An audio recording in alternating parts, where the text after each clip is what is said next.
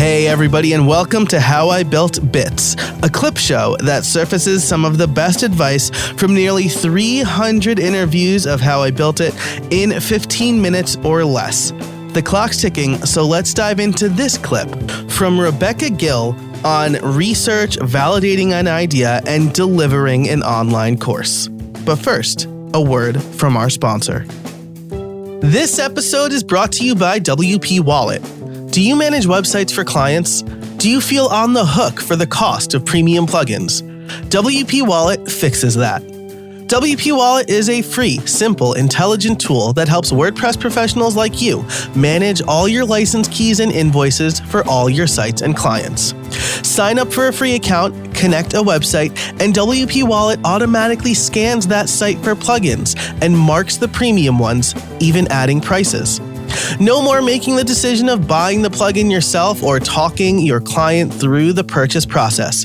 WP Wallet gives you the best of both worlds. As someone who's managed multiple WordPress sites with premium plugins, this tool is a lifesaver. It will even allow you to send recurring invoices to your clients that could be paid on the spot. Never forget a renewal, lose a license key, or miss out on a reimbursement again. Join WP Wallet for free at wpwallet.com/Joe. I can definitely attest to the fact that developing course material and teaching course material takes a lot longer than just the classroom bits, right? Like people, yes. I've heard people my age say, I want to be a teacher because, you get in at 7 and you leave at 3. That's not teaching. Like, you're not teaching. You want to be a babysitter. Like, teaching is working from 6 a.m. to 6 p.m. or 7 p.m. in grades and figuring out. And you have to love it. Yeah, right? You really have to really love what you're talking about. I mean, I can't imagine trying to create a course of this size and not really having a passion for what I'm talking about, or in-depth knowledge of it. I can't imagine doing it because it would be so hard.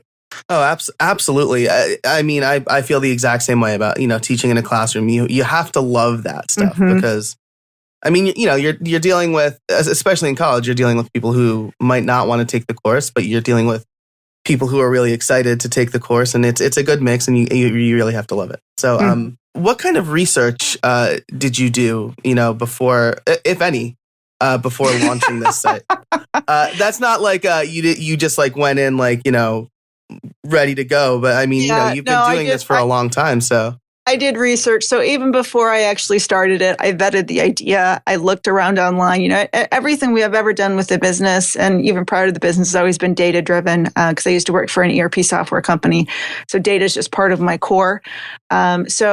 So everything, is data driven. So I looked at competitors. I looked at volumes of search for these kind of, inquiries that would lead to the course. I looked at, what were the competitors offering? Can I compete with it? Is there something specific for WordPress? And even though my course isn't specific for WordPress, it does, have a lot of, education that can be used for WordPress.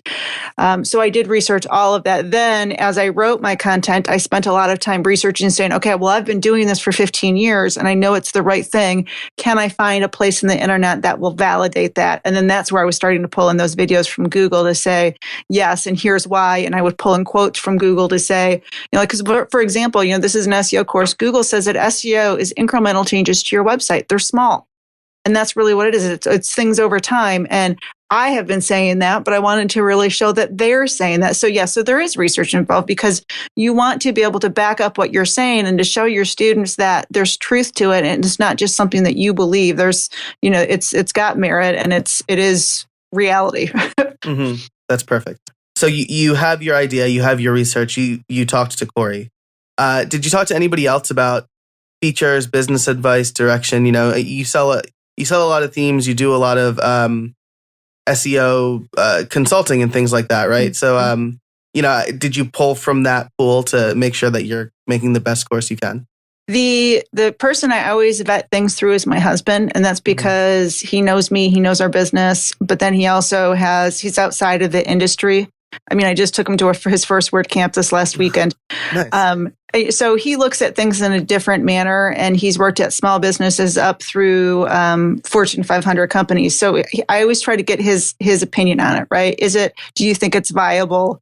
What am I missing? And he liked the idea right away, although he kind of looked at me as if I was crazy that I was actually going to dedicate this much time to it. And he definitely got annoyed with me for spending so much time. So yeah, he's always my first. And then I did mention it to a few other people. And I talked to Justin at LearnDash. So LearnDash is the learning management software that I used to build the course. And I sat down with him at WordCamp Ann Arbor before I even started it. Right. I had a conversation with him. I said, I'd really like to do this. What do you think? And I told him the concept, and he definitely encouraged me. He gave me some tips. He's a wonderful person. And that helped validate it as well. It really helped. So yes, I think that you need to talk to people that are close to what you do and that are outside of what you do, because that outside perspective can be extremely valuable, right? Just to give you a different perspective, especially for someone like me who's been doing this almost my entire career. You've been doing it for 15 years, you're really ingrained in it. So the other thing I did was I showed the course to my sister once I had it written. Mm-hmm. Right. She always likes internet marketing, but she's not in internet marketing. And I wanted to get her opinion on, does it make sense? Right. Am I talking at the right level for somebody that's not an SEO consultant? Mm-hmm. And then I tried to bring in pieces like my sister-in-law just, you can see my family's all around me. My sister-in-law just started a small business. It's like a Pilates studio. Right. She didn't know what URL meant. So I'm talking to her about her website. She actually uses our Christy theme. That's her name for her website. She didn't know what a URL was. But knowing that kind of information and trying to get that feedback and putting that back into the course is really invaluable, because she taught me. I mean, she was spent 20 years in Vegas. She was a dancer in Vegas. She's not a software person, but she had to know she didn't know about websites because of her new business. But knowing that that's my audience, potentially my audience, was really valuable. And then after I did talk to her about that, as I was writing lessons, I kept thinking to myself, okay, is this going to make sense to Christy? Is this going to make sense to my sister, Suzanne? Will my husband get this? Because that's the people that I really want it to resonate with, those who are not always in WordPress. I've had a lot of WordPress developers purchase the course and take the course, but you need to make sure you need to start at the lowest level of education and make sure that they're going to understand and then move up from there. At least that was my experience, and that was my plan, and that's what I really tried to do. Nice. Yeah, I agree with that wholeheartedly. When I teach WordPress to people, and I remember the first time I tried explaining the difference between a post and a page, I got looks. One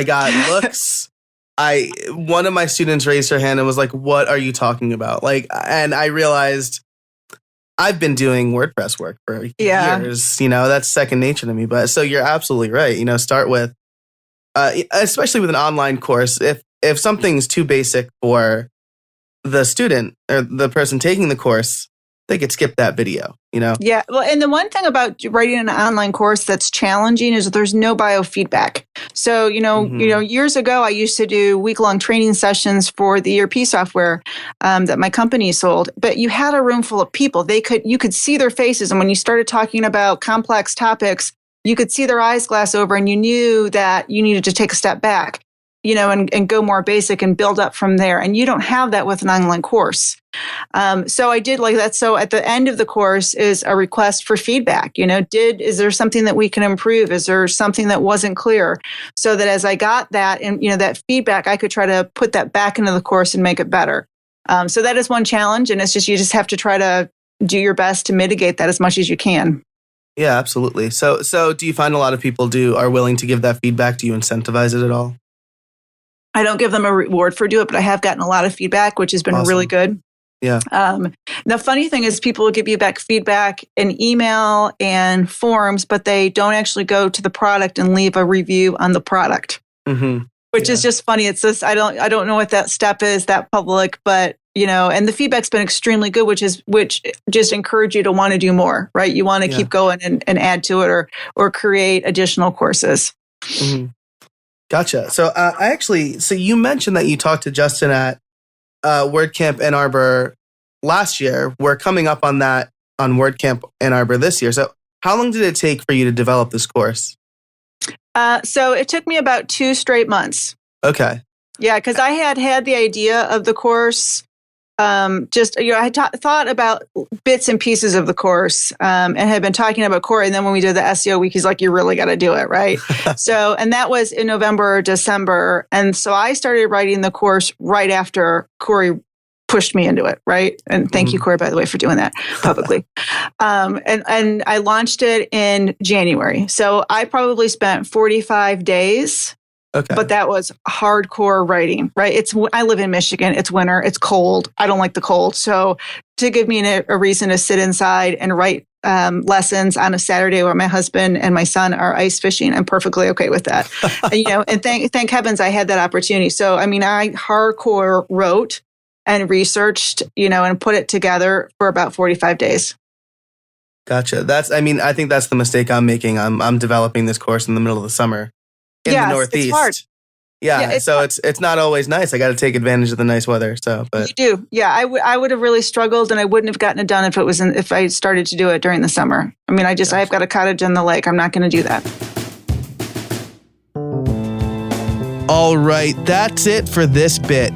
If you liked it, be sure to subscribe to How I Built It and join the mailing list to get more bite-sized advice for creators and small business owners. You can do both of those things at howibuilt.it/subscribe. I'm Joe Casabona, and until next time, get out there and build something.